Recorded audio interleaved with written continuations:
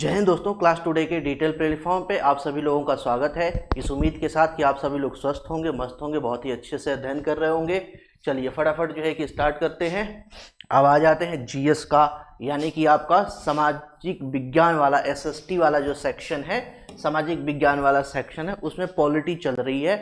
उस पॉलिटी में जो है कि आपका नेक्स्ट लेक्चर जो है कि इससे पहले पॉलिटी का 1-2 लेक्चर ले रखा है मैंने, है ना। इससे पहले ये उससे आगे, इससे पहले जो मैंने वीडियो लेक्चर लिया था पॉलिटी का, उसमें ओवरऑल आप यूँ समझिए कि हम पॉलिटी के बारे में एक पूरा उसका बैकग्राउंड, हिस्टोरिकल बैकग्राउंड, और कितना बड़ा है, कितनी आर्टिकल्स हैं, कितने जो है कि उसके पार्ट्स हैं, कितने जो है कि उसके शेड्यूल्स यानी अनुसूचियां हैं, कहाँ कहाँ पे कौन कौन से हैं, कितने जिससे अनुच्छेद से कितने अनुच्छेद तक क्या क्या चीज़ें हैं, ये प्रॉपर चीज़ें हमने जो है कि डिटेल में वहाँ पे डिस्कस की थी। ठीक है, ये उसका नेक्स्ट पार्ट है। नेक्स्ट पार्ट मतलब कि अब यहाँ पे हम क्या करेंगे, देखिए ये क्रैश कोर्स टाइप का हो रहा है, क्रैश कोर्स टाइप का हो रहा है, तो उसी टाइप से यहाँ पे जो है कि पीपीटी के माध्यम से चल भी रहा है। अगर डिटेल में यानी कि फंडामेंटल रूप से अगर आप पढ़ना चाहते हैं जीएस या सामाजिक अध्ययन जो भी है, एसएसटी वगैरह, तो उसके लिए अलग से क्लासेस चलेंगी, तो वहाँ पे वो प्रॉपर डिटेल में एक एक चीज। अब जैसे आज जो है ना, आज हम अनुच्छेद देखेंगे, अनुच्छेद 1 से एक्ट 1 to 32 तक, यहाँ तक देख ले जाएंगे, एक ही क्लास में सारी चीज़ों को डिस्कस कर ले जाएंगे। तो एक दिन में इतना जो है कि अनुच्छेद देख लेना, मतलब कि ये क्रैश कोर्स ही है।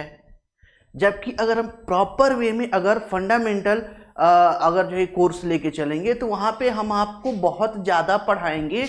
तो 5 से 7 एक्ट जो है कि एक क्लास में पढ़ाएंगे, इससे ज़्यादा नहीं पढ़ाएंगे। 1 घंटे वही डिस्कस करेंगे प्रॉपर अच्छे से। तो ये डिफरेंस है फंडामेंटल कोर्स में और ये आपका जो है क्रैश कोर्स में। यहाँ पे हम एक ही क्लास में क्या किए, अनुच्छेद 1 से लेकर के अनुच्छेद 32 तक पूरा आपका जो है कि क्या किया, निपटा दिया। यानी कि राज्यों के बारे में, सिविल क्या बोलते हैं उसको, सिटीजनशिप के बारे में, और फंडामेंटल राइट के बारे में, ये तीनों section part 3, part 1, part 2, part 3, तीनों को जो है कि क्या करेंगे, हम एक ही में कवर कर लेंगे, है ना। तो उसी अकॉर्डिंग सारी चीजें चलेंगी। इसको डिटेल में मैं आपको बताता चलूंगा, समझाता चलूंगा, कोई दिक्कत वाली बात नहीं होगी। हाँ, यहाँ पे लिखा हुआ कम है, लेकिन मैं बताता चलूंगा, एक्सप्लेन करता चलूंगा, तो उसको आपको समझते हुए चलना है। इससे ज्यादा आपको सीटेट के एग्जाम में आपसे नहीं पूछा जाएगा। ठीक है, इधर उधर बहुत ज्यादा ताक झांक करने की जरूरत नहीं है। चलिए आ जाइए। एक्ट नंबर जो है कि यहाँ पे अनुच्छेद लिख रखा है, अनुच्छेद 1। अनुच्छेद 1 की बात करते हैं, तो अनुच्छेद 1 में जो है कि संघ का नाम व राज्य क्षेत्र के बारे में बात की गई है। ठीक है, यहाँ पे बताया गया है कि भारत क्या होगा, राज्यों का संघ होगा। भारत क्या होगा, राज्यों का संघ होगा, राज्यों का संघ, राज्य। और देखो यहाँ पे जो है कि 3 चीजों को जो है कि बातें की गई है। यहाँ ये जो अनुच्छेद 1 है, यहाँ पे 3 चीजों की बात की गई है। एक तो राज्य की बात की गई है, राज्य की बात की गई है। फिर यूनियन स्टेट की, यानी कि केंद्र शासित जो है कि यूटी, हाँ ठीक है, ठीक तो था, यूटी की बात की गई है। और दूसरा अन्य जो है कि अर्जित क्षेत्र की बात की गई है, कि जिसे भारत जो है कि ऐसे क्षेत्र जो किसी युद्ध के माध्यम से या किसी तरीके से समझौते के माध्यम से, एग्रीमेंट के माध्यम से कुछ जमीन को अगर जो है कि ले लेता है अपने अंदर, तो वो भी जो है कि इसके अंतर्गत काउंट किया जाएगा। तो इन 3 चीजों को रखा जाता है, यानी कि भारत राज्यों का संघ होगा।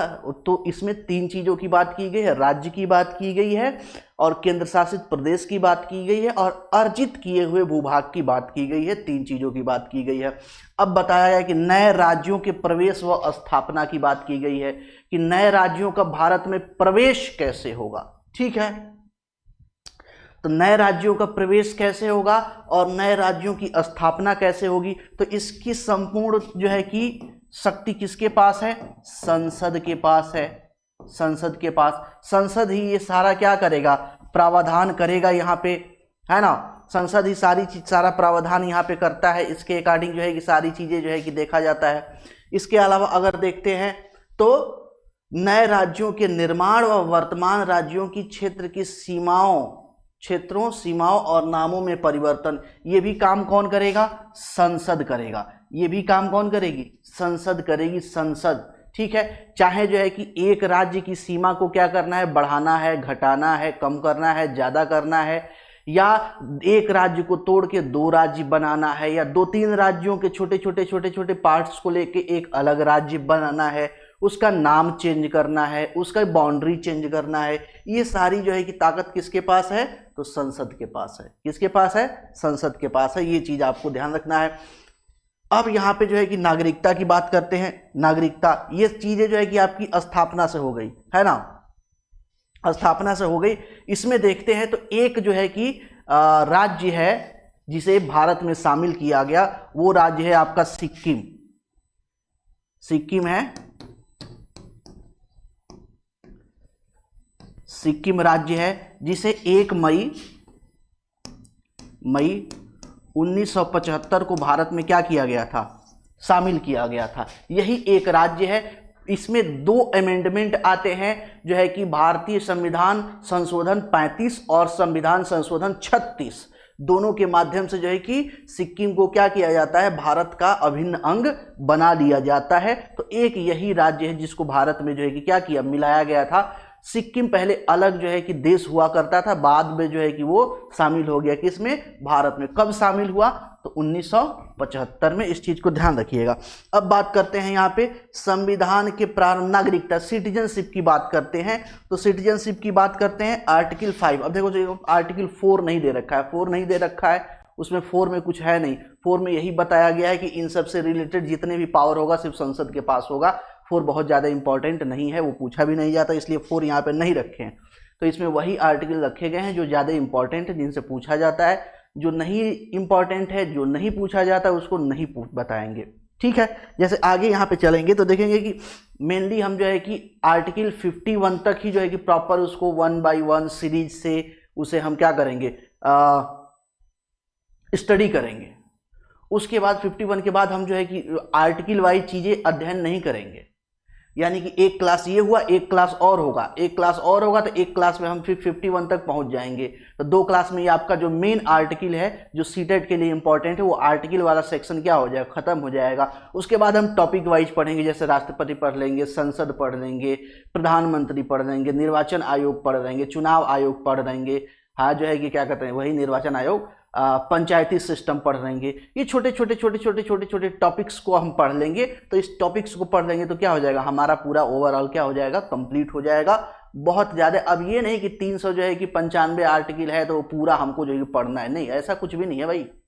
पूरा नहीं पढ़ना है, थोड़ा ही पढ़ना है। जितना पढ़ना है उतना जो है कि मैं आपको बता रहा हूँ, और उतना ही पढ़ना है। बहुत ज़्यादा के चक्कर में नहीं पढ़ना है। क्रैश कोर्स जब होता है तो उसमें हम बहुत ज़्यादा के चक्कर में नहीं पढ़ते हैं, है ना। चलिए, तो इसमें क्या बोला जा रहा है? संविधान के प्रारंभ से नागरिकता। संविधान का प्रारंभ से नागरिकता कब हुआ? संविधान जो है कि लागू कब होता है?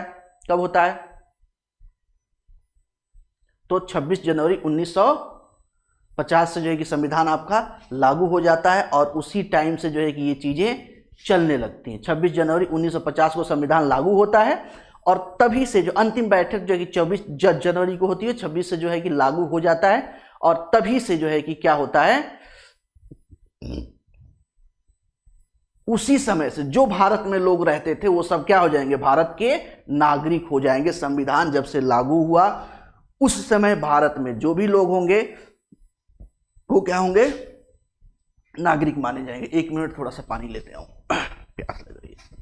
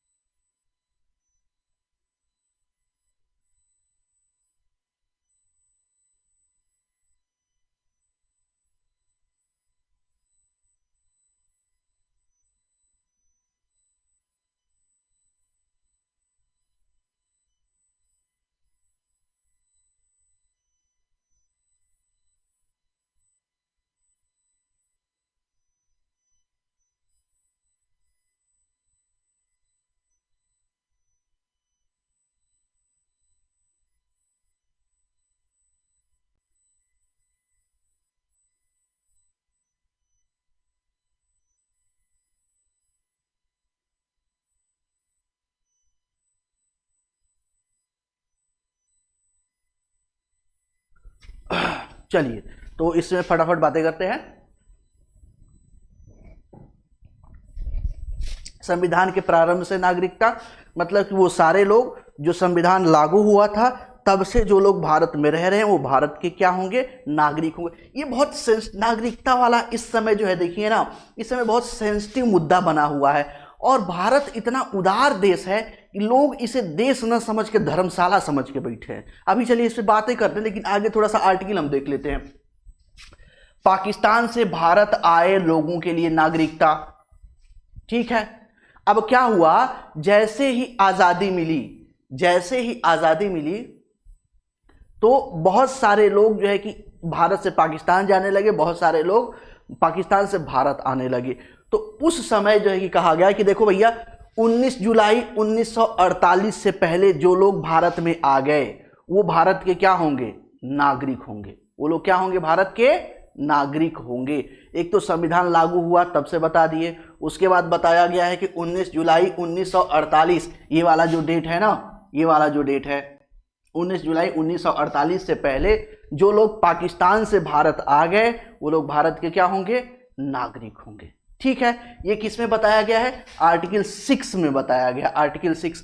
आर्टिकल 7 की बात करते हैं तो आर्टिकल 7 में भारत से पाकिस्तान गए लोगों के लिए नागरिकता, जो पार्शियल रूप से क्या है, पार्शियल रूप से जो है कि पाकिस्तान गए, जैसे ही बंटवारा अनाउंस हुआ है ना, जैसे ही अनाउंस किया गया कि पाकिस्तान एक देश बनेगा, तो पाकिस्तान देश बनेगा, तो उस समय बहुत ज़्यादा लोग खुश हो गए। बहुत ज़्यादा जो भारतीय थे ना वो लोग भाग भाग के क्या गए, पाकिस्तान गए। और पाकिस्तान गए तो वहाँ पे पता चला कि वहाँ के जो लोकल लोग थे वो मार मार के भगाने लगे, उन लोगों की हालत ख़राब हो गई। और उन लोगों की हालत ख़राब हो गई तो वो लोग जो है गाने लगे, अब लौट चले, है ना। तो फिर वो लोग फिर वापस क्या किए, वापस गाना गाते हुए वापस चले आए कहाँ, भारत। और भारत आ गए वापस तो फिर उनके लिए भी एक चाहिए भाई, प्रोविज़न चाहिए कि इनको कैसे भारत में रखा जाए। तो उनके लिए जो प्रोविज़न स्टार्ट करता है वो आर्टिकल नंबर 6, भारत से पाकिस्तान गए लोगों के लिए नागरिकता, जो भारत से पाकिस्तान गए और फिर पाकिस्तान से क्या किए,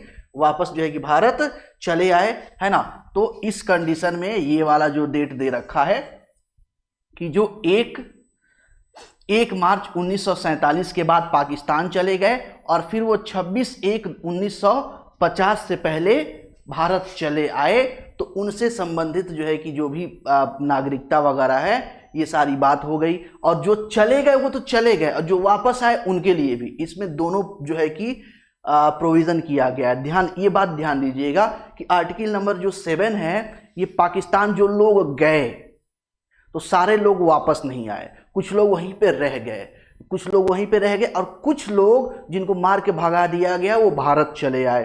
तो भारत चले आए तो उनके लिए भी नागरिकता का प्रावधान कहाँ पे है, आर्टिकल नंबर 7 में ही है। और जो भारत से चले गए पाकिस्तान उनके लिए भी जो है कि नागरिकता का प्रोविज़न कहाँ पे है, यहीं पे रखा गया कि अब वो भारत की नागरिक नहीं रहे। ये बात हो गई। अब कमाल की बात ये है ना, जो लोग बहुत खुश होके हैप्पी मूड में पाकिस्तान गए, वो जो लोग वहां पे रह भी गए उनको कभी वो एक जो नागरिकता का दर्जा देना चाहिए ना, जो पाकिस्तान नागरिक का दर्जा देना चाहिए, वो उनको कभी नहीं मिला। आप आज भी जो है कि उनको महाजिर बोला जाता है, महाजिर बोला जाता है, उनको क्या बोला जाता है, महाजिर बोला जाता है। महाजिर आज भी 75 साल बाद भी वहाँ पे जो उनके बच्चे पैदा होते हैं वो महाजिर पैदा होते हैं। महाजिर मतलब कि माइग्रेट किए हुए लोग, दूसरे जगह से यहाँ पे आए हुए लोग, आज भी उनको माइग्रेट किया हुआ पीपुल माना जाता है। उनके साथ प्रॉपर वो जो अधिकार उनको मिलना चाहिए वो नहीं मिलता है, प्रॉपर जो उनके साथ ट्रीटमेंट होना चाहिए वो नहीं होता है, जो नागरिकता उनको मिलनी चाहिए, जो सहूलियत मिलनी चाहिए वो नहीं मिलता है। तो ये पाकिस्तान में जो है कि अभी के हालात हैं, और यही दिक्कत है ना, अब यही दिक्कत है। बहुत सारे पाकिस्तानी अभी जो है कि भारत में जो है कि क्या हुआ, जब अनाउंस किया गया कि जितने पाकिस्तानी हैं चाहे जिस तरीके से भी भारत में रह रहे हैं उनको भारत छोड़ के जो है पाकिस्तान जाना पड़ेगा, पता चला कि 5-6 लाख 10 लाख लोग ऐसे, 5 लाख तो सिर्फ महिलाएं ऐसी हैं, 5 लाख सिर्फ क्या हैं, 5 लाख आपकी महिलाएं ऐसी हैं जो शादी की हैं कहाँ पे, पाकिस्तान में, शौहर कहाँ पे है, पाकिस्तान में, ससुराल कहाँ पे है, पाकिस्तान में, और वो बच्चे लेके रह रही है कई पीढ़ियों से कहाँ पे, भारत में। अरे भाई, जब तुमको भारत में ही रहना था तो भारत में क्या लड़कों की कमी थी क्या, समस्या क्या थी? माना कि संविधान में ये चीज दे रखा है कि आप अपने मर्जी से जहां मर्जी वहां शादी कर सकते हैं, लेकिन सवाल ये है कि जब आपको भारत में ही रहना था, भारत में ही जब रहना था, तो पाकिस्तान में शादी करने की जरूरत क्या थी? या तो शादी किए तो वहां जाके रहो, तो शादी किए पाकिस्तान में रह रहे हैं, वहां पे भी नागरिकता ले लिए, यहां पे भी नागरिकता इंजॉय कर रहे हैं। भाई साहब, पाकिस्तान में दोहरी नागरिकता का प्रावधान है, भारत में एकल नागरिकता है, सिंगल नागरिकता है, सिंगल सिटीजनशिप है, ड्यूल सिटीजनशिप नहीं है। पाकिस्तान में ड्यूल सिटीजनशिप है, आप पाकिस्तान के नागरिक होने के साथ साथ किसी और देश के भी नागरिक हो सकते हो। भारत में ऐसा कोई प्रोविजन नहीं है, भारत में ऐसा कोई प्रावधान नहीं है। अगर आप भारतीय हैं, भारत के नागरिक हैं, तो भारत के ही नागरिक हैं, और भारत के ही नागरिक हैं तो फिर आप जो है कि किसी और देश के नागरिक नहीं बन सकते। और अगर आप किसी और देश के नागरिक बन गए तो तुरंत आपकी नागरिकता क्या हो जाएगी, खत्म हो जाएगी। इसके बारे में भी हम बातें करेंगे, इसके बारे में भी बातें करेंगे, आगे आएगा इसमें। जैसे आर्टिकल नंबर 10 है तो यहां पे आएगा, तो इसके बारे में बातें करेंगे, ठीक है। ये सारी बातें हैं, और पता चल रहा है कि वो समस्या है एक समय। अब यहाँ पे दिक्कत ये होती है ना कि जो लोग पाकिस्तान में शादी किए, लड़कियां, भारतीय लड़कियां पाकिस्तान में शादी की, तो भाई अब उनके जो बच्चे होंगे वो एक तरीके से इमोशनली जो है कि पाकिस्तान के प्रति क्या होंगे, बहुत ज़्यादा इमोशनली फील करेंगे। क्यों? क्योंकि उनके पापा का देश है। अब ये समस्या हो जा रही है भारत के लिए। अब इसको टैकल कैसे किया जाए? प्रॉब्लम ये है, अब इसका पाकिस्तान क्या करता है, एडवांटेज लेता है, आपको पता भी नहीं चलता है, और आपको लगता है कि ये नॉर्मल चीज़ तो है, और आपके नॉर्मल चीज़ करा के वो ऐसी चीज़ें कर लेता है कि आपको लोग जो है कि भारत में गलत समझने लगते हैं। जैसे एक जो है कि गुजरात का केस आया था, गुजरात की ऐसी ही महिला क्या थी जो है कि शादी की थी पाकिस्तान में, वो भारत आती जाती थी, पाकिस्तान में आती जाती थी, पता चला कि उससे भारतीय सिम मंगवा लिए कि एक एक्स्ट्रा, उसके पति जो है कि कहे कि आप एक एक्स्ट्रा सिम हमारे लिए लेते आइएगा भारतीय, और वो जो है सिम मंगवा लिए, और जो है कि बातें होने लगी, और फिर उसी सिम से जो है कि 2 नंबर का काम हो गया, वही जो है कि क्राइम में, आतंकवादी घटना में यूज हो गया सिम। अब जो है कि प्रॉब्लम किसको होगा, उस महिला को होगी। उसको तो पता नहीं था ना, उसको तो बिलीव था ना अपना कि ये मेरा शौहर है, ये मेरा ससुराल है, ये मेरे जो है कि फैमिली है, बट उसको क्या पता कि ये जो लोग मेरे से करा रहे हैं चीज़ें, इनके पीछे कैसे जो है कि गलत जो है कि आपका उद्देश्य है। समस्या यहाँ पे है और लोग समझते नहीं हैं, तो ये दिक्कत वाली थोड़ी सी बात है। तो आप ज़्यादातर जो है कि ऐसे में अच्छी बात यह है कि अपने देश में शादी करो, कोई दिक्कत नहीं, यहाँ पे बहुत सारे लड़के हैं, है ना, चाहे आप किसी भी कम्युनिटी से हो, अपने देश में शादी करो, दिक्कत क्या है। और पाकिस्तान से हमेशा टसन बना रहता है, तो जब भी दिक्कत होगी तो भारत पाकिस्तान की दिक्कत होगी तो समस्या आएगी फिर, ठीक है। भारत से बाहर रह रहे लोगों के लिए नागरिकता का प्रोविजन किसमें है, 8 में। 8 में क्या कहा गया कि जो बच्चा जिसका माता पिता, दादा दादी, नाना नानी या इनमें से कोई एक अगर भारतीय है, भारतीय मूल का है, और वो बहुत साल पहले जो है कि विदेश चले गए ब्रिटिश काल में, बट वो भारतीय मूल के हैं, तो उनके बच्चे भी भारतीय नागरिकता प्राप्त कर सकते हैं। इसकी बात जो है कि यहाँ पे कही गई है, ठीक है। अब यहाँ पे क्या है, विदेशी नागरिकता ग्रहण करने पे नागरिकता स्वतः ही समाप्त हो जाएगी, ठीक है। अभी आर्टिकल 9 में दिया है, आर्टिकल 10 की बात कर लेते हैं। आर्टिकल 10 में क्या है, नागरिकता का बना रहना या समाप्त हो जाना, है ना, continuous and termination of citizenship. अब सिटीजनशिप जो है कि 3 कंडीशन में आपकी जा सकती है। सिटीजनशिप यानी कि भारत की नागरिकता 3 कंडीशन में आपसे छीनी जा सकती है। अब वो कंडीशन कौन कौन सी है उसके बारे में हम फटाफट बातें कर लेते हैं।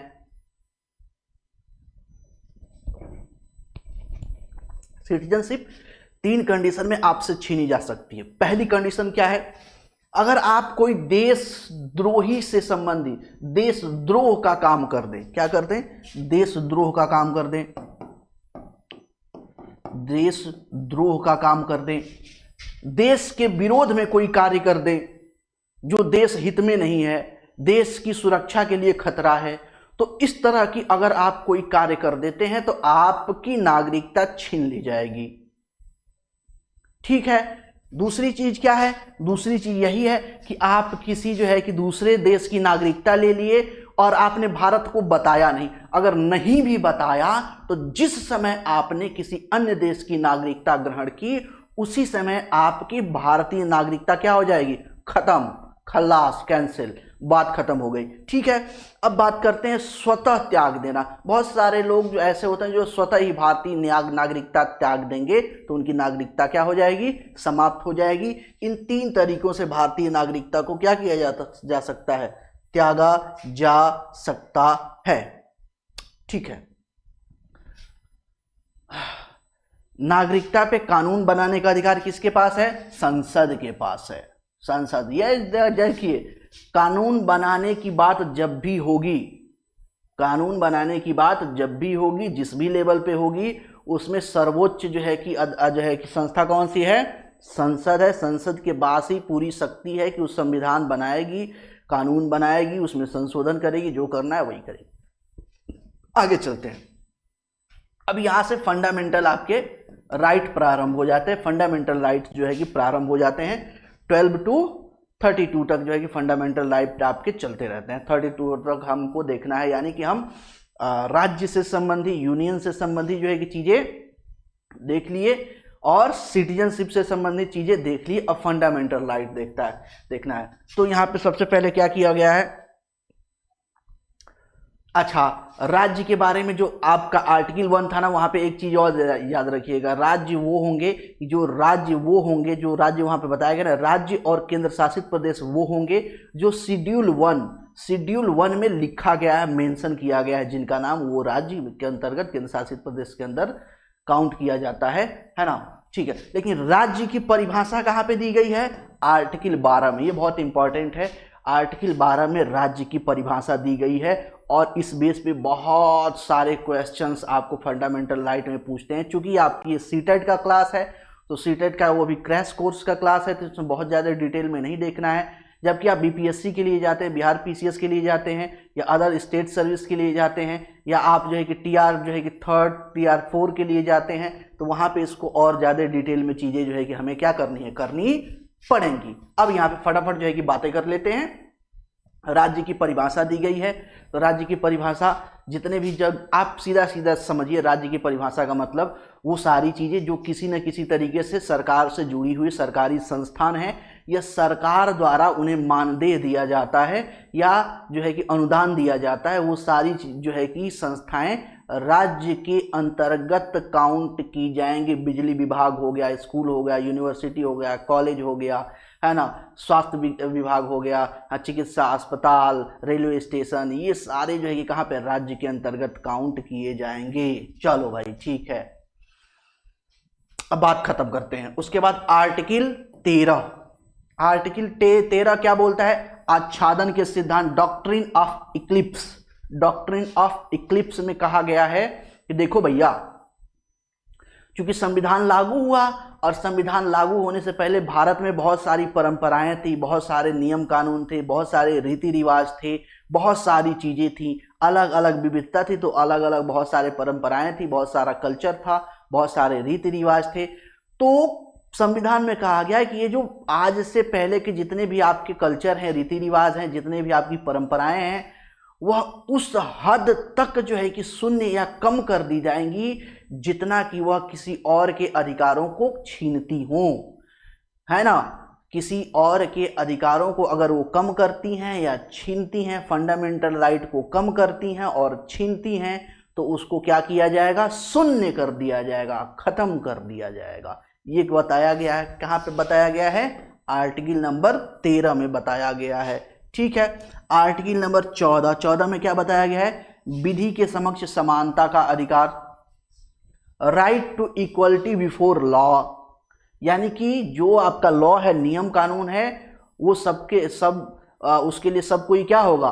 बराबर होगा, है ना। इसे ही कहा जाता है rule of law. Rule of law को सबसे पहले कहाँ पे लागू किया गया था? ब्रिटेन में। ब्रिटेन के एक प्रोफेसर थे, प्रोफेसर डाइसी, उन्होंने जो है कि इस नियम को दिया था, रूल ऑफ लॉ। लेकिन अगर इंडिया में बात करते हैं, इंडिया में तो पंजाब वाला जो प्रांत है ना, पंजाब वाला प्रांत। पंजाब में एक राजा थे, राजा रणजीत सिंह।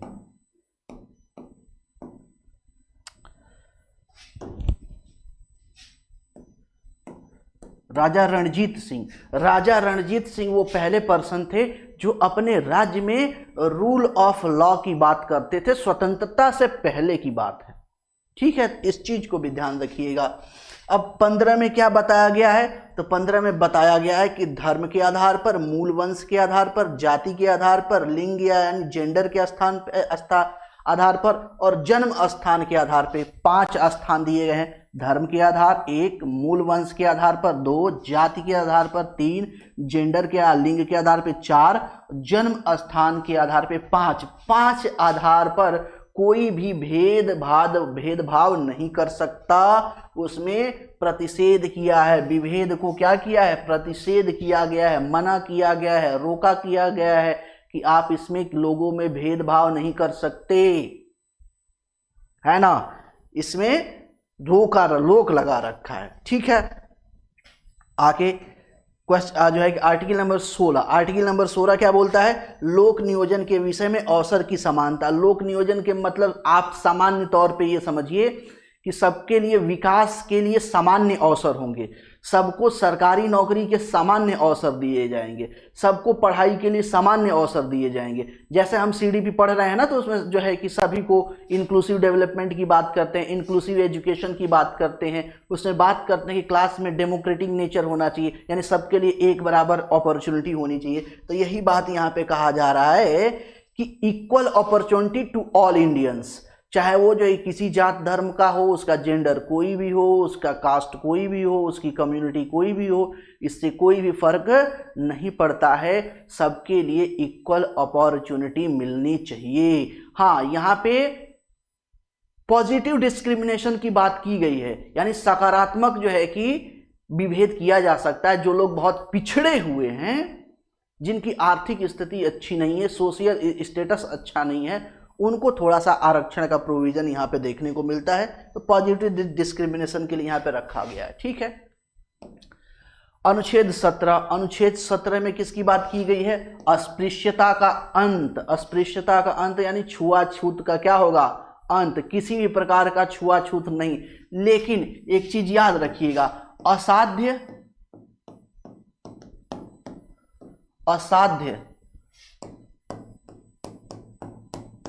रोगों के कंडीशन में इसको माना नहीं जाएगा। जैसे असाध्य रोग हो गया, जैसे कोरोना था, ऐसा थोड़ी हो सकता है किसी को कोरोना हो गया है और जो है कि आप जो है कि वो आपके पास आ रहा है तो आप उसके पास जाओगे, नहीं तो हमारा फंडामेंटल राइट का वायलेशन करेंगे, भागिए से।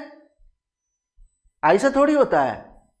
अगर कोई असाध्य रोग हो गया है, संक्रामक रोग हो गया है, इन्फेक्शियस डिजीज हो गया है, कोई इस तरह का जो है कि डिजीज है, उस कंडीशन में जो है कि छुआछूत को सकारात्मक देखा जाएगा और उसे माना जा सकता है। जबकि बाकी कंडीशन में सामान्य स्थिति में, क्रिटिकल सिचुएशन की बात नहीं की जा रही है, सामान्य स्थिति में छुआछूत को क्या किया गया है?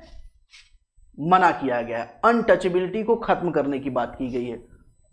18 उपाधियों का अंत। उपाधियों का अंत मतलब कि स्वतंत्रता से पूर्व देखिए, राजा राम मोहन राय, नाइटहुड, महात्मा, है ना, महात्मा, राजकुमारी, राजकुमार, ये सब जो है कि अलग अलग उपाधियां, भारी भरकम जो है कि उपाधियां, महाराजाधिराज, है ना, चक्रवर्ती, सम्राट, ये सब क्या है? उपाधियां हैं।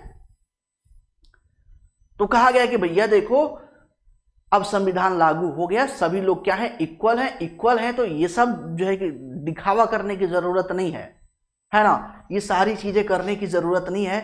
अब उपाधियां किसी के लिए मान्य नहीं होंगी। हाँ, यहां पे व्यक्तिगत उपाधियों को जो अर्जित की गई हैं, जैसा सेना में मेडल वगैरह की बात हो गई, उसकी बात हो गई, या फिर आप जो है कि एजुकेशन में डॉक्टरेट की उपाधि हो गई, अगर इस तरह की उपाधि आप अर्जित करते हैं तो आपको पॉजिटिव रखा गया है, वो आप अर्जित कर सकते हैं। बाकी जो पैतृक उपाधियां हैं वो अमान्य है। पैतृक उपाधियां हैं वो क्या है? अमान्य हो। इस चीज को आपको ध्यान में रखना है। अब बात करते हैं यहाँ पे किसकी, वाक स्वतंत्रता आदि विषय कुछ अधिकारों का संरक्षण, यानी बोलने का अधिकार। अब बोलने के अधिकार में जो है कि 6 अधिकारों की बात की गई है, 6 अधिकारों की बात की गई है। किसकी किसकी बात की गई है, एक्सप्रेशन की बात की गई है, एक्सप्रेशन की बात की गई है। उसके बाद जो है कि एसोसिएशन, जो है कि असेंबली की बात की गई। पहला तो ये क्या है, एक्सप्रेशन की बात की गई, ई से एक्सप्रेशन की बात की गई है, यानी कि आप खुल के चीजों को रख सकते हैं। चुप रहने का अधिकार भी इसके अंतर्गत आता है। जैसे अभी जो है कि अभी देखिए, अभी जो ये वीडियो रिकॉर्ड जो है कि आपको मिल रहा है, लेक्चर मिल रहा है, इस समय भारत पाकिस्तान में ऑपरेशन सिंदूर जो है कि चला हुआ है। इसमें बहुत सारे लोग जो है कि ट्रोल कर रहे हैं बॉलीवुड को, और बॉलीवुड को जो है कि प्रॉब्लम क्या है कि वो इस पे बोल ही नहीं रहा है, खुल के देश के सपोर्ट में आ ही नहीं रहा है, बोल ही नहीं रहा है, वो चुपचाप पड़ा होता है। वो चुप रहने का अधिकार है आपके पास, लेकिन आप सामान्य नागरिक हैं तो, जबकि जबकि ये लोग क्या हैं, ये सेलिब्रिटी हैं, ये सामान्य नागरिक नहीं है, ये एक इन्फ्लुएंसर हैं। और ऐसे में जब भारत पाकिस्तान का जो है कि तनाव की स्थिति है, जितने आप पाकिस्तानी सेलिब्रिटी को देखेंगे, ये खुल के पाकिस्तान के सपोर्ट में बोल रहे हैं, अपनी बातें रख रहे हैं, इन्फ्लुएंस कर रहे हैं लोगों को, देश दुनिया को अपने देश के बारे में बता रहे हैं, और ये लोग चुप बैठे हुए हैं। ये लोग दुनिया भर की फालतू के मुद्दों पे बोल लेंगे, फिलीपींस के मुद्दे पे बोल लेंगे, राफे के मुद्दे पे बोल लेंगे, गजा के मुद्दे पे बोल लेंगे, all eyes Rafah, all eyes Philippines, all eyes Gaza. इस पे जो है कि ट्वीट पे ट्वीट करेंगे, इस पे नैरेटिव बनाएंगे। जब भारत की बात है, सपोर्ट करने की बात है, इसमें एक एम्बेसडर की भूमिका निभाने की बात है, पूरे विश्व को जो है कि अपने बात जो है कि भारत की बात पहुंचाने की बात है, ये लोग उस चुप्पी साध गए हैं। समस्या ये है, आप अपने देश के साथ खड़े होइए। देश की जो बात है वो पूरी, क्योंकि आप सेलिब्रिटी हैं, आपके फॉलोअर्स पूरे विश्व में फैले हुए हैं, वो आपको सुनते हैं, वो आपको मानते हैं, वो आपको जानते हैं, तो आप भारत की बात रखिए ना विश्व पटल पे। समस्या यहां पे है। तो चुप रहना प्रॉब्लम, आपका अधिकार है, बट अगर आप हाई लेवल इन्फ्लुएंसर हैं, आप क्राइसिस की सिचुएशन में आपको अपने देश के साथ खड़ा होना चाहिए, देश के सुर में सुर मिलाना चाहिए। वहां पे जो है कि आपके चुप रहने का अधिकार जो है कि यहाँ पे अभिव्यक्ति के अधिकार में नहीं आएगा, अगर आप सेलिब्रिटी या इन्फ्लुएंसर हैं तो। अगर सामान्य नागरिक है, चुप रहना चाहते हैं, सो क्या, आपको कौन जानता है, आपको कौन मानता है, कोई मतलब नहीं है। आप बोलिए न बोलिए, फ्री हैं। तो कुछ चीजों को जो है कि ध्यान देने की बात है। देखिए क्या बात है, एक्सप्रेशन की बात है, उसके बाद असेंबली करने की बात है, यानी कि हम कहीं भी सभा कर लेंगे, सम्मेलन कर लेंगे, ये हमारा अधिकार है, ये आर्टिकल 9 के अंदर ही, 19 के अंतर्गत ही आ जाएगा। उसके बाद एसोसिएशन, संगठन बनाने का अधिकार, संगठन बनाने का अधिकार कि हम अपने भलाई के लिए कोई भी संगठन बना सकते हैं, आर्टिकल 19 में ही है।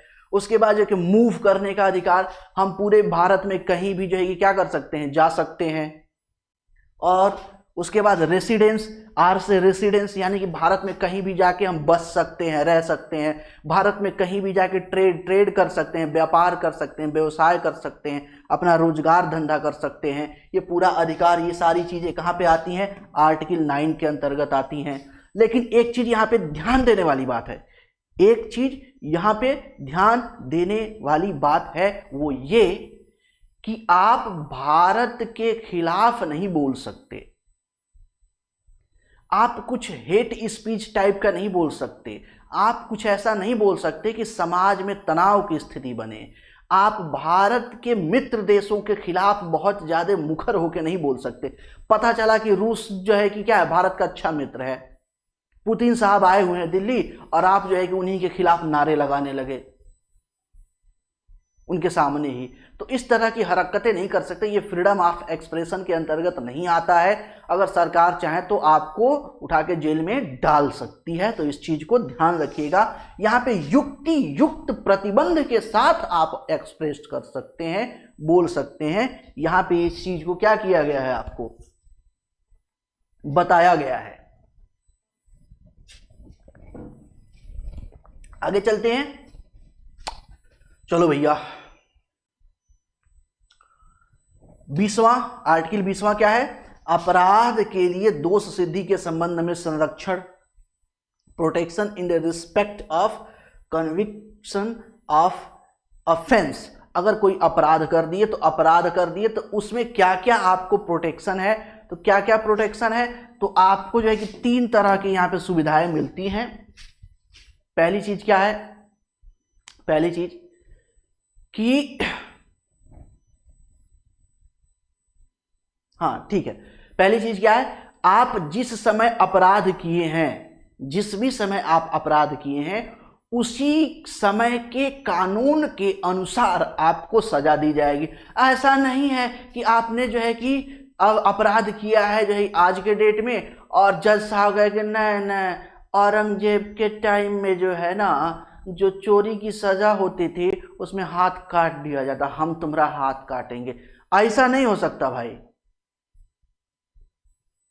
ऐसा बिल्कुल नहीं हो सकता।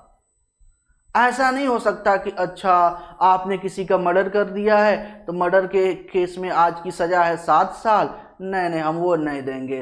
पहले के टाइम में मुगल सल्तनत काल में लोगों के सर हाथी के पैर के नीचे रख देते थे, हम वैसे सजा देंगे। भाई वैसे नहीं दे सकते। जो कानून आज के समय में लागू है और उसके अनुसार ही आप हमें क्या कर सकते हैं, सजा दे सकते हैं, पहली चीज। दूसरी चीज क्या है, दूसरी चीज क्या है, एक अपराध के लिए एक ही बार सजा मिलेगी, दोबारा सजा नहीं मिलेगी। याद रखिएगा, एक अपराध के लिए एक ही सजा मिलेगी। मुझे याद नहीं आ रहा है, एक मूवी का नाम जो है कि कोई है, मुझे एक्चुअली याद आ नहीं रहा है। उसमें क्या था कि एक अमिताभ बच्चन की मूवी है, शायद अंधा कानून है कि क्या, ऐसा कुछ मूवी थी। उसमें जो है कि विलन दिखाता है कि इन्होंने जो है कि हमें मार दिया है और उस परिप्रेक्ष्य में उनको सजा हो जाती है और उन सजा हो जाती, बाद में पता चलता है कि वो तो व्यक्ति जिंदा है। अमिताभ बच्चन कहते हैं कि अच्छा कोई बात नहीं, फिर दोबारा मार देते हैं, सजा तो काट चुके हैं ना, तो दोबारा सजा थोड़ी मिलेगी हमें तुम्हें मारने के लिए, एक ही बार तो सजा मिलेगी, एक अपराध की एक ही बार सजा मिलेगी, दोबारा मिल ही नहीं सकती है। दोबारा नहीं मिल सकती तो फिर ठीक है और निपटा दिए, ठीक है।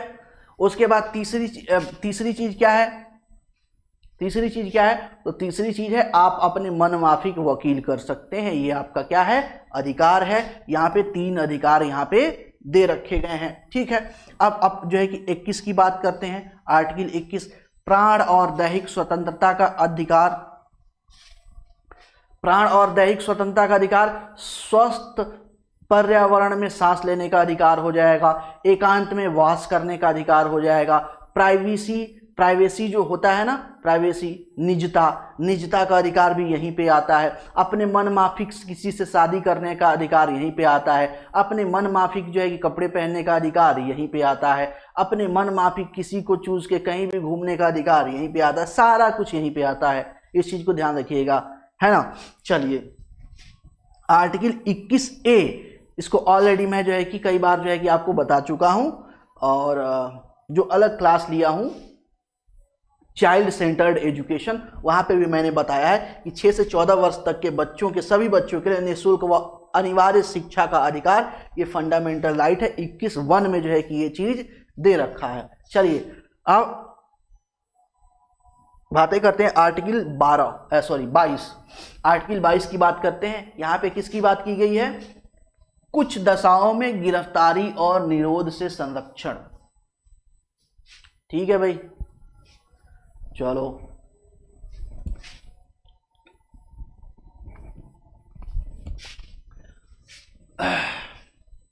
अब इसमें क्या बताया गया है कि अगर आपको कोई गिरफ्तार कर रहा है, तो गिरफ्तार कर रहा है तो आपको ये जानने का अधिकार है कि हमें किस जुर्म में गिरफ्तार किया जा रहा है, हमारी गलती क्या है, पहली चीज। दूसरी चीज, भैया गिरफ्तार करने आए हो, हमने गलती की है, चलो वारंट दिखाओ। बिना वारंट जो है कि यहाँ पे गिरफ्तारी नहीं कर सकते, ठीक है। उसके बाद दूसरी चीज क्या है, तीसरी चीज क्या है कि आप अगर गिरफ्तार कर लिए तो 24 घंटे के अंदर उस जिले के मजिस्ट्रेट के सामने क्या किया जाएगा, आपको पेश किया जाएगा, ठीक है। 24 घंटे के अंदर मजिस्ट्रेट के सामने क्या किया जाएगा, आपको पेश किया जाएगा। चौथी चीज यहाँ पे क्या है, चौथी चीज ये है कि आपको अपने खिलाफ गवाही देने के लिए मजबूर नहीं किया जाएगा। लेकिन ये भारत है, भारत में खतरनाक सिचुएशन है, यहाँ पुलिस चलती ही है ऐसे, आपको ठोक पीट के बजा के एकदम बल सही कर देगी, कहेगी अपने खिलाफ बोलो कि हाँ हमने इनका मर्डर किया था, ऐसे मान लो काम हो जाएगा। तो यहाँ पे प्रतिषेध किया गया है कि किसी को अपने खिलाफ गवाही देने के लिए मजबूर नहीं किया जा सकता। ये किस में दिया गया है, आर्टिकल 22 में दिया गया है। ठीक है, आर्टिकल 23 की बात करते हैं। आर्टिकल 23, मानव दुर्व्यापार व बलात्श्रम पे क्या करना है, निषेध है। यानी कि जो ह्यूमन ट्रैफिकिंग होती है, ह्यूमन ऑर्गन ट्रैफिकिंग होती है, एक जो है कि देश से या एक इलाके से लोगों को उठाने के बाद जो है कि उनको क्या किए, बंधुआ मजदूरी बना के किसी और देश में भेज दिए। भाई ब्रिटिश काल में क्या होता था, भारत के जो आदिवासी लोग होते थे, जो गरीब लोग होते थे, जो कमजोर लोग होते थे, वो लोग क्या करते थे, उनको पकड़ पकड़ के जहाज में चढ़ा के सब अफ्रीका ले गए, सब ब्रिटेन ले गए, अमेरिका ले गए, और वहां पे ले जाके उनसे काम कराते थे, जबरदस्ती बंधुआ मजदूरी कराते थे, जबरदस्ती काम कराते थे, ढंग से खाना पीना भी नहीं देते थे। आज के टाइम में क्या है, आज के टाइम में पता चला कि लड़के चोरी हो जा रहे हैं, आदमी गायब हो जा रहा है, लापता हो जा रहा है, पकड़ लिए, पूरी गैंग भरी पड़ी हुई है, पकड़ लिए, चीर फाड़ करके उनका जो है कि फेफड़ा, स्टमक, लीवर, किडनी है ना, हार्ट सब निकाल दिए, और निकाल करके क्या किए, एक्सपोर्ट कर दिए, भेज दिए। तो इस तरह के केसेस को क्या होगा, प्रतिषेध किया गया है, यह इलीगल है। अगर इसको पकड़ा गया तो आपको सजा का प्रावधान है। ठीक है, 24 आर्टिकल 24 में क्या है, तो आर्टिकल 24 में कारखानों आदि में बालकों के नियोजन पर प्रतिबंध, यानी चाइल्ड लेबर पे क्या किया गया है, चाइल्ड लेबर को क्या किया गया है, प्रोहिबिटेड किया है। 14 साल से कम उम्र के बच्चों को आप जो है कि किसी खतरनाक काम में नहीं लगा सकते हैं, और 18 वर्ष से कम 14 से 18 वर्ष के बच्चों को काम तो करा सकते हैं, लेकिन बहुत रिस्की काम आप नहीं करा सकते हैं। घर का काम वगैरह करा सकते हैं, जैसे जो है कि आप जैसे दुकान है, शॉप है, कोई ऐसा जो है कि खेती गृहस्थी का काम है, तो ये सारा काम आप करा सकते हैं। लेकिन ऐसा रिस्की काम, कोई खतरनाक केमिकल फैक्ट्री में या कोई एक्सप्लोजिव की फैक्ट्री में, इस तरीके का काम आप बच्चों से नहीं करा सकते हैं। इसकी मनाही है किसमें,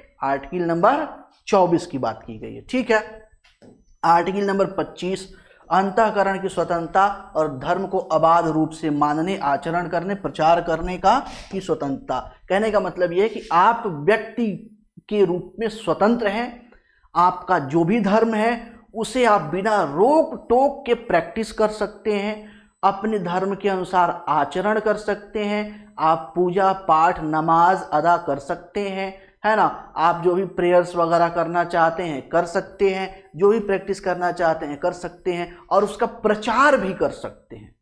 ध्यान दीजिए, प्रचार प्रसार भी कर सकते हैं, लेकिन उस धर्म को अपनाने के लिए किसी पे फोर्सफुली आप दबाव नहीं बना सकते हैं, ये चीज ध्यान रखिएगा। ठीक है, उसके बाद आर्टिकल नंबर 26, आर्टिकल नंबर 26 क्या बोलता है, धार्मिक कार्यों के प्रबंधन की स्वतंत्रता। धार्मिक कार्यों के प्रबंधन की स्वतंत्रता हो गई, है ना, जैसे जो है कि क्या बोलते हैं उसको, मुहर्रम का जुलूस निकलता है, ये निकाल सकते हैं, है ना, दुर्गा पूजा का पंडाल लगता है, लगा सकते हैं, इसकी क्या है, स्वतंत्रता है, आप इसका प्रबंधन कर सकते हैं। लेकिन हाँ, इसके लिए भी होता है कि आपको लीगली जो है कि जिस डिस्ट्रिक्ट से आप हैं, जिस जिले से हैं, उस जिले के प्रशासन से आपको एक एनओसी लेना पड़ता है, नो ऑब्जेक्शन जो है कि कागज लेना पड़ता है। ठीक है, क्योंकि वो जो आपका जो भी आपका रैली वगैरह जो भी कार्यक्रम होगा उसको प्रोटेक्ट करने का या प्रोटेक्शन देने का काम किसका है, जिला प्रशासन का है। तो वहाँ पे एनओसी थोड़ा सा लेना पड़ता है कि ठीक है हम ये काम करना चाहते हैं, यहाँ से रैली या यहाँ से यात्रा या यहाँ से जो है कि मुहर्रम का जुलूस लेकर यहाँ से तजिया लेके जाना चाहते हैं, या फिर यहाँ पे पंडाल लगाना चाहते हैं, या इस तरीके से कांवड़ यात्रा लेके जाना चाहते हैं, जो भी आपका सिस्टम है ना। चाहे आप देखिए जैनों में देखिए तो बहुत रैलियाँ निकलती हैं, है ना, बौद्ध में तो कम ये निकलता है, बट जैन वगैरह में रैलियाँ निकलती हैं। तो इस तरह की सिचुएशन में आपको एनओसी लेना पड़ता है, बाकी आप स्वतंत्र हैं उस चीजें करने के लिए। ठीक है, चलिए आगे बढ़ते हैं। आर्टिकल नंबर 27, आर्टिकल नंबर 27 क्या बोलता है? धार्मिक अभिवृत्ति का हेतु कर से मुक्ति। मतलब ये हो गया कि जितनी भी धार्मिक संस्थाएं हैं उन पे किसी तरह का कर नहीं लगाया जाएगा, कर नहीं लगाया जाएगा, यानी कि वहां पे जो भी आमदनी हो रही है उस पे सरकार टैक्स नहीं लगा सकती है। हाँ, वहां का लोकल प्रशासन शुल्क लगा सकता है, शुल्क लगा सकता है। जैसे बहुत सारे मंदिरों में जाएंगे, ट्रस्ट में जाएंगे, धर्मशाला में जाएंगे, बहुत जगह पे जाएंगे, तो वहां पे आपको क्या करना है? अपना बैग रखने के लिए सामान चाहिए, जूते रखने के लिए क्या चाहिए? जगह चाहिए, जूते चप्पल रखने के लिए, सामान रखने के लिए जगह चाहिए। तो वहां पे एक व्यक्ति बैठा रहता है, कहते 5 रुपया दो, चप्पल रखना है, जूता रखना है 5 रुपया दो, बैग रखना है 10 रुपया दो, मोबाइल रखना है 10 रुपया दो। शुल्क है लोकल। वहां का जो मंदिर प्रशासन है या जो आपका मस्जिद प्रशासन है या जो ट्रस्ट प्रशासन है या चर्च प्रशासन है वो उसको वसूलता है, सरकार उस पर टैक्स नहीं लगा सकती। ये जो है कि यहाँ पे प्रोविजन किया गया है। ठीक है, आर्टिकल 28 यहाँ पे क्या है? राज्य विधि से पूर्ण पोषित किसी शिक्षण संस्थान में कोई धार्मिक शिक्षा नहीं दी जाएगी। कहने का मतलब क्या है? राज्य द्वारा यानी कि सरकार किसी भी शिक्षण संस्थान को अगर अनुदान देती है, ग्रांट देती है, पैसा देती है, उसे मैनेज करती है, तो इस कंडीशन में वो संस्थान किसी एक विशेष धर्म की शिक्षा नहीं दे सकता है, किसी एक विशेष धर्म की शिक्षा नहीं दे सकता है, किसी एक विशेष समुदाय की शिक्षा नहीं दे सकता है। वो सब, चूंकि भारत आपका धर्मनिरपेक्ष देश है, पंथ निरपेक्ष देश है, तो यहाँ पे सभी धर्मों को एक साथ लेके चला जाएगा, सभी समुदायों को एक साथ लेके चला जाएगा। यहाँ अलग अलग चीजें नहीं की जा सकती है ना, तो अलग अलग चीजें नहीं की जा सकती हैं, तो किसी एक विशेष धर्म पे बल नहीं दिया जाएगा, सबको समान ट्रीट किया जाएगा, सभी धर्मों के बारे में बच्चों को बताया जाएगा, समझाया जाएगा। कहने का मतलब ये है। आर्टिकल नंबर 29, आर्टिकल नंबर 29 क्या कहता है? अल्पसंख्यक वर्गों के हितों का संरक्षण। जो माइनॉरिटी है वो अपने कल्चर के जो है कि उनके संरक्षण की बात की गई है, संरक्षण की बात की गई है, मतलब कि उनका जो अपनी भाषा है, अपना जो रीति रिवाज है, अपनी जो परंपरा है, अपनी जो खेती की परंपरा है, शादी ब्याह की परंपरा है ना, अपने जो है जो भी चीज़ें हैं उनके प्रोटेक्शन के लिए उनको अधिकार दिया गया है कि आप उसके प्रोटेक्शन के लिए चीज़ें आप कर सकते हैं। आर्टिकल नंबर 30 शिक्षण संस्थान की स्थापना। और ये जो अल्पसंख्यक हैं वो अपने कल्चर को, अपनी भाषा को, अपने रीति रिवाज को, अपने सामाजिक स्ट्रक्चर को बनाए रखने के लिए संस्थान यानी स्कूल, कॉलेज, विद्यालय का निर्माण कर सकते हैं, उसका प्रशासन वगैरह कर सकते हैं, ये अधिकार उनको दिया गया है। ठीक है, 31 में क्या है? संपत्ति का अधिकार, बट ये अभी जो है कि क्या है? खत्म है। याद रखिएगा, ये संपत्ति का अधिकार क्या है? कैंसिल है, ये फंडामेंटल राइट नहीं है, ये क्या है? कानूनी अधिकार है, कानूनी अधिकार है। ठीक है, कानूनी अधिकार है, इस चीज को ध्यान दीजिएगा। अब आ जाते हैं heart of the constitution according to Ambedkar.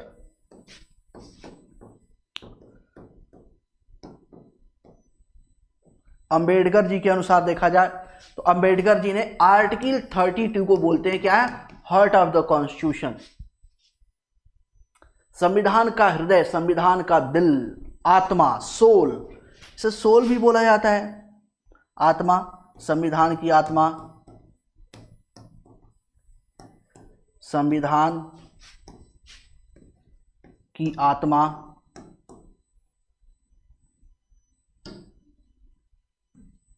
आत्मा भी बोला जाता है, हार्ट ऑफ द कॉन्स्टिट्यूशन भी बोला जाता है, सोल ऑफ द कॉन्स्टिट्यूशन भी बोला जाता है। अब इसमें क्या हुआ कि फंडामेंटल राइट तो आपको दे दिए गए हैं, बट क्या होता है, चूंकि स्टेट जो राज्य है वो एक पावरफुल बॉडी है, शक्तिशाली बॉडी है, तो ऐसा हुआ कि आपके फंडामेंटल राइट का वायलेशन हो गया, आपसे किसी ने भेदभाव कर दिया, आपको गलत ट्रीट कर दिया, आपका फंडामेंटल राइट का वायलेशन हो गया, तो इस कंडीशन में आप आर्टिकल 32 एक्टिव हो जाएगा और इसके तहत आप सीधे सुप्रीम कोर्ट और हाई कोर्ट जा सकते हैं। कहां जा सकते हैं? सीधे सुप्रीम कोर्ट या हाई कोर्ट सीधे आप जा सकते हैं, वहां पे बता सकते हैं कि फंडामेंटल राइट क्या है, हमारा वायलेशन हुआ है। सुप्रीम कोर्ट और हाई कोर्ट क्या करेगा, उसको आदेश देगा और उसको जो है जो भी वायलेशन किया होगा उसको सजा मिलेगी या उसको हटाया जा सकता है। इसमें 5 तरह की जो है कि रीट जारी होती है। रीट 5 तरीके की रीट जारी होता है। बंदी प्रत्यक्षीकरण रीट जारी होता है, परमादेश जारी होता है, प्रतिषेध लेख जारी होता है, अधिकार अस्पृश्यता जो है कि जारी होता है और उत्प्रेषण जो है कि जारी होता है। ये 5 तरह के रीट जारी होता है और 5 तरह के रीट के माध्यम से जो भी पर्सन आपके जो है कि फंडामेंटल राइट का वोलेशन किया है उसको सजा मिलती है और आपके फंडामेंटल राइट को रिस्टोर किया जाता है, पुनः स्थापित किया जाता है। ये सारी चीजें हो गई, बस इतना ही आपको जानना है कि 5 तरह की रीट जो है कि जारी की जाती है, कौन कौन सी, बस इतना।